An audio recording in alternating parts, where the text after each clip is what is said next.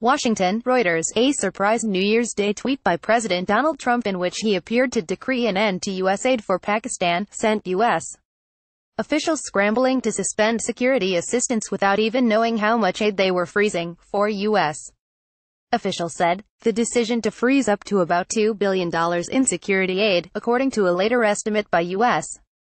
officials, to a nuclear-armed ally is the latest example of how, nearly a year into Trump's presidency, U.S. officials sometimes have to scurry to turn his tweets into policy.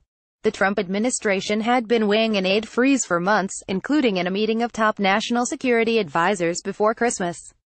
Washington has for years demanded that Islamabad stop providing sanctuary and other support for the Afghan Taliban and the allied Haqqani network. For a graphic of historical U.S. aid to Pakistan, click here, tmsnrt.rs/2dbv closing parenthesis. At the time of Trump's tweet, a U.S. assessment of Pakistani compliance with those demands was still underway. A cohesive U.S. policy, including preparations for possible Pakistani reaction, was not expected to be completed until March or April, 3 U.S. officials interviewed said.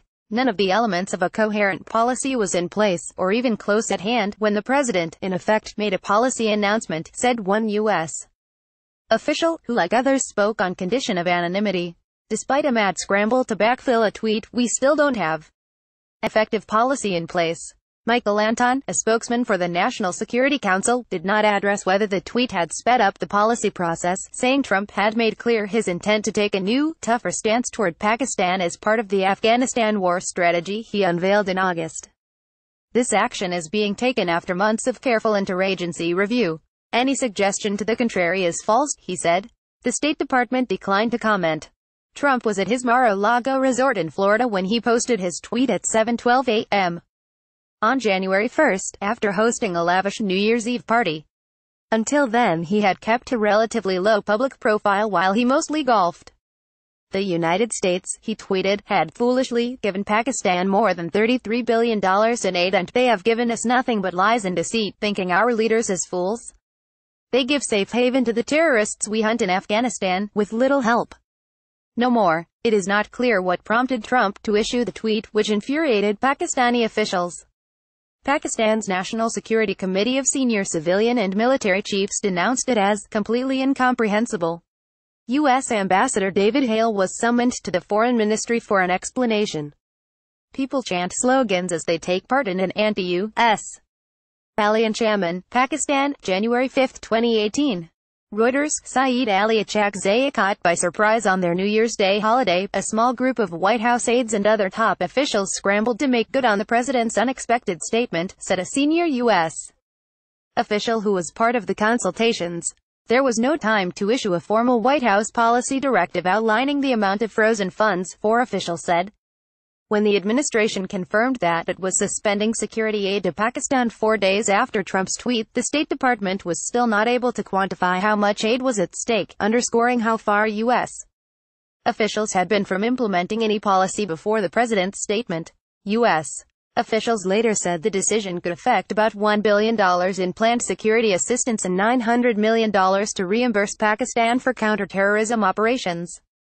File photo. U.S. President Donald Trump speaks to the media after the congressional Republican leadership retreat at Camp David, Maryland, U.S., January 6, 2018. Reuters, Yuri Grippas. File photo. Another sign of the haste was the failure to give Pakistan the usual diplomatic courtesy of a warning before the president's tweet, U.S. officials said. Perhaps most seriously, they said, there was no time to prepare for possible retaliation.